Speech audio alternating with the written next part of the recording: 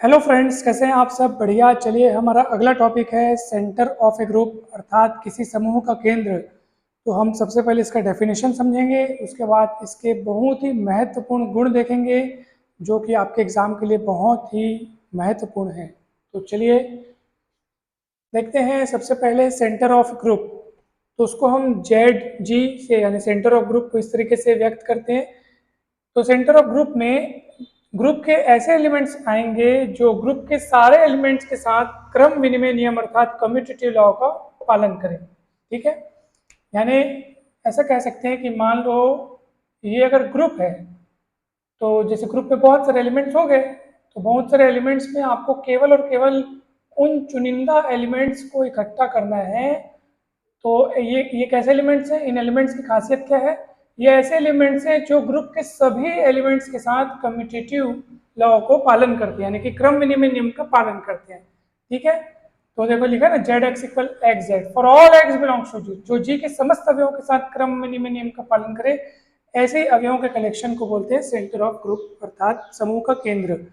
फिर इसके बारे में कुछ खास बात, और हमने लगभग लगभग सभी ग्रुप्स के सेंटर को, यानी उसमें सेंटर क्या होते हैं, उसमें कितने एलिमेंट होते हैं, उनका ऑर्डर क्या होता है, ये सब लिखने का प्रयास किया। ध्यान से देखिएगा। पहला तो ये लिखा है कि Z G is always normal subgroup of जी।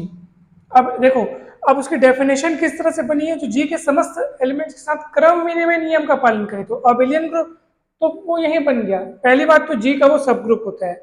किसी भी समूह का केंद्र जो है वो समूह का उप समूह होता है, अर्थात जी का सब ग्रुप हो गया। और उसके बाद उसके सारे एलिमेंट्स कम्यूटेटिव लॉ होल्ड करते हैं आपस में। ठीक है, तो वो अबेलियन सब ग्रुप बन गया। और एक कंसेप्ट और याद रखिए आप, ऑलवेज वो क्या होता है? नॉर्मल सब ग्रुप। ठीक है, इसका प्रूफ आपको मिल जाएगा बीएससी की किताब में। दूसरा कंसेप्ट ये कहता है कि जी अगर अबिलियन है तो वो उस समूह का केंद्र वो स्वयं होगा, मतलब जी का केंद्र वो खुद होगा। जेड जी इक्वल जी, ऐसा क्यों नहीं होगा? जरूर होगा, क्योंकि समूह के केंद्र की परिभाषा आपने किस तरह से यहाँ पे लिखी है कि इसमें जी के ऐसे एलिमेंट्स रहेंगे जो जी के सारे एलिमेंट्स के साथ क्रम नियम का पालन करें। अरे भैया, अगर जी अबिलियन है तो जी के सारे एलिमेंट्स जी के सारे एलिमेंट्स के साथ क्रम नियम का पालन करेंगे, और इसलिए जेड जी इक्वल जी हो जाएगा। ठीक है, यानी कि अगर आपको कहीं जेड जी इक्वल जी दिखता है तो निश्चित रूप से आप समझ जाइएगा कि जी अबेलियन है। इसलिए यहाँ पे बाई कंडीशनल वाला साइन लगा है, दोनों तरफ से ये बात सच है। अब किसी ग्रुप के सेंटर का सेंटर निकालेंगे तो सीधी सी बात है, जब ये अबेलियन है तो इसका जब सेंटर निकालोगे तो वापस यही आएगा, क्योंकि कोई ग्रुप अगर अबेलियन होता है तो उसका सेंटर वो स्वयं होता है। तो ये खुद अबेलियन है तो इसका सेंटर वो स्वयं होगा। इसका एक बार और ऐसे सेंटर निकालोगे तब भी आपको जेड जी ही मिलेगा। ठीक है, तो आपको समझ में आ गया होगा अच्छे से।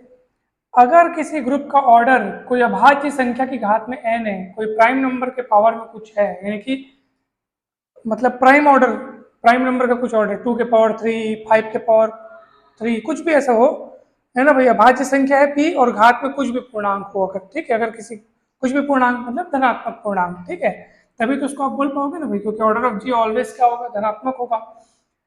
तो ऐसी स्थिति में जो ऑर्डर ऑफ जेड जी, यहाँ थोड़ा सा मिस्टेक हो गया, ऑर्डर ऑफ जेड जी जो है वो ऑलवेज 1 होगा। आपने इस कथन को बीएससी फाइनल ईयर की किताब में आपने इसको सिद्ध भी किया है, और बहुत इंपॉर्टेंट क्वेश्चन माना जाता है, ये परीक्षा में आता भी है। वो ऐसा आता है, ऐसा लिखा रहता है कि अगर मान लो जी कोई समूह है जिसकी कोटि जो है, जिसका ऑर्डर जो है वो पी की घात n है, तब इस समूह का केंद्र यानी इस ग्रुप का जो सेंटर है वो जरूर नॉन ट्रिवियल होगा, मतलब अतुच्छ होगा। या ऐसा लिखा रहता है कि अगर किसी ग्रुप का ऑर्डर p की घात n है, अभाज्य संख्या की कोई घात है, तो जरूर उस ग्रुप का जो मतलब तब जरूर वह ग्रुप जो है एक अतुच्छ केंद्र रखता है। अतुच्छ केंद्र किसको बोलेंगे? जिसका ऑर्डर ग्रेटर देन 1 हो। ठीक है, तो तुच्छ केंद्र किसको बोलेंगे? यानी कि ट्रिवियल, ट्रिवियल सेंटर किसको बोलेंगे? अगर किसी समूह के केंद्र में कोई नहीं है सिवाय आइडेंटिटी एलिमेंट के, तब ऐसी स्थिति में ये ट्रिवियल कहलाएगा या इम्प्रॉपर। और अगर इसका ऑर्डर अगर ई के अलावा और भी एलिमेंट्स हैं, ठीक है, तब वो क्या कहलाएगा? नॉन ट्रिवियल, यानी कि अतुच्छ। तो ये आप याद रखिएगा, नॉन ट्रिवियल या यूं कहिए कि प्रॉपर। तब ये जी का प्रॉपर सब ग्रुप बन जाएगा, और ऐसी स्थिति में ये ट्रिवियल सब ग्रुप है, ट्रिवियल सेंटर हो गया, ट्रिवियल सेंटर यानी तुच्छ केंद्र। ठीक है, ऐसी स्थिति में। और ऐसी स्थिति में देखो ना, ऑर्डर ग्रेटर देन 1 मतलब ई के अलावा उसमें और कुछ है, तो ऐसी स्थिति में ये वाला होगा, हमेशा याद रखना। आ सकते हैं, इंपॉर्टेंट कंसेप्ट है। दूसरा, अब देखो सारे जो ग्रुप्स हैं ना उनके हमने सेंटर में क्या, आप देखो ना जैसे क्वाटर्नियन ग्रुप, इसके सेंटर में केवल 2 एलिमेंट, क्यों? क्योंकि यही मात्र 2 एलिमेंट ऐसे हैं जो बाकी एलिमेंट्स के साथ क्रम विनिमय का पालन करते हैं, इसलिए 2 एलिमेंट, इसलिए इसका ऑर्डर 2 हो गया, इसके सेंटर का ऑर्डर 2 हो गया, क्वाटर्नियन ग्रुप के सेंटर का ऑर्डर 2 हो गया। अगर आप डाइहेड्रल ग्रुप का सेंटर देखोगे तो इसके लिए हमने केस बनाया है कि अगर n जो है ऑड है तो इसके सेंटर में केवल R0 आएगा, मतलब यही इकलौता एलिमेंट रहेगा जो सबसे क्रम विनिमय का पालन करेगा। और अगर n इवन है तो 2 एलिमेंट्स आएंगे, यानी n ऑड होने पर इसके सेंटर का ऑर्डर 1 हो जाएगा, n इवन होने पर इसके सेंटर का ऑर्डर 2 हो जाएगा। बहुत सरल है, सरल शब्दों में याद रखो, इंपॉर्टेंट चीज को याद रखो, फिर आपसे सब बनेगा। उसके बाद जितने तमाम प्रकार के जो ग्रुप्स हैं सब का हमने यहाँ पे सेंटर लिखा हुआ है। जेड का सेंटर जेड, क्यू का सेंटर क्यू, आर, क्यों? किसी भी ग्रुप का सेंटर आप अगर आप उसी को देखते हैं तो ये मान के चलो, ये समझ जाना आपके वो ग्रुप क्या है, अबिलियन है। अबिलियन ग्रुप के केस में ही उस ग्रुप का सेंटर स्वयं वो ग्रुप होता है। देखो मैंने यहाँ पे दोनों जेड को अलग तरीके से लिखे, ये जेड है ग्रुप ऑफ इंटीजर्स को व्यक्त करता है, जबकि ये जेड उसके केंद्र अर्थात सेंटर को व्यक्त करता है। जेड केंद्र वाला जो जेड लिखोगे सिंपल जेड लिखना, और इसको थोड़ा सा ऐसे करके लिखते हैं, थोड़ा अलग टाइप से लिखते हैं, ठीक है? तो ये सेट ऑफ इंटीजर्स को व्यक्त करता है। तो उसके बाद जेड ऑफ जेड एन आया, ये सब लिखा हुआ है, आप देख लो। सी का जो सेंटर निकालोगे सी आएगा, जेड स्टार का सेंटर निकालोगे जेड स्टार आएगा, क्यू स्टार का सेंटर निकालोगे क्यू स्टार आएगा, और के फोर का सेंटर के फोर आएगा, ये हो गया जेड स्टार का जेड स्टार आएगा। क्यों ऐसा आया? सबका वही वही क्यों आया? बिकॉज मतलब जो ग्रुप है वही उसका सेंटर, जो ग्रुप है वही उसका सेंटर। क्यों? क्योंकि ये सब के सब कौन है? अबेलियन ग्रुप है। अबेलियन ग्रुप में किसी ग्रुप का सेंटर वो खुद वो ग्रुप होता है।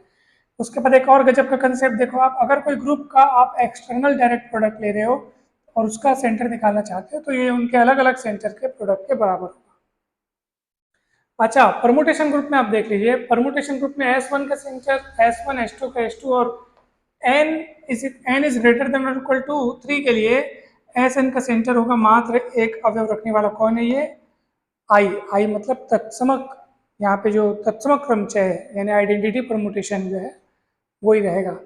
फिर देखो हमने एक एग्जाम्पल, एक क्वेश्चन लिखा है यहाँ पे ताकि आपको अच्छे से समझा सके कि जैसे मान लो हमको Z3 क्रॉस S3 का हमको निकालना है सेंटर, ठीक है? Z3 क्रॉस S3 का सेंटर निकालना है तो हम यहाँ पे कौन सा फॉर्मूला लगाएंगे? ये वाला फॉर्मूला लगाएंगे। इसमें क्या लिखा है?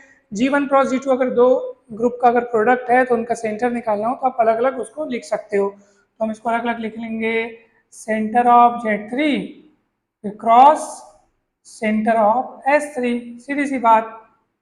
अब Z3 क्या है भैया? अबिलियन ग्रुप है तो इसका सेंटर स्वयं यही होगा। और S3 के लिए तो यहाँ पे लिखा है n इज ग्रेटर देन और इक्वल टू 3 के लिए Sn का सेंटर I होगा। तो यहाँ पे 3 है, 3 है तो ये वाला केस लगेगा, इसका सेंटर जो होगा वो क्या होगा? I होगा। I ऐसा सेट, सिंगलटन सेट बना करके आपको उसको लिखना है, ठीक है? मतलब उसके केंद्र में उसका जो समुच्चय है उसमें केवल एक अवयव है, और वो अवयव कौन सा है? वो अवयव है तत्समक, अवयव है तत्समक क्रमचय, ठीक है? आप चाहो तो इसको ऐसे भी लिख सकते हो भाई, Z3 में कौन कौन होता है? 0 1 2 होता है, और ये दूसरा सेट हो गया I, तो आपका बनेगा 0I 1I 2I, ऐसे कर। आपको समझ में आया? आप ऐसे भी लिख सकते हो, ऑब्वियस सी बात है। इसमें भी पेयर के फॉर्म में है, एक एलिमेंट, दो एलिमेंट, तीन एलिमेंट, ऐसे। तो इस तरह से हमने इसका सेंटर निकाला। आप और भी इसके क्वेश्चंस बना सकते हैं अपनी किताब से। तो ये महत्वपूर्ण तथ्य थे किसी भी ग्रुप के सेंटर के बारे में। जल्द ही मिलते हैं हम किसी नेक्स्ट टॉपिक के साथ। आप तब तक प्रैक्टिस कीजिए। आप सभी का बहुत बहुत धन्यवाद। वीडियो अगर थोड़ा सा भी अगर आपको हेल्पफुल लगा हो तो ज़रूर लाइक करें, सब्सक्राइब करें चैनल को, और वीडियो को शेयर करें और कमेंट जरूर करें। Thank you so much.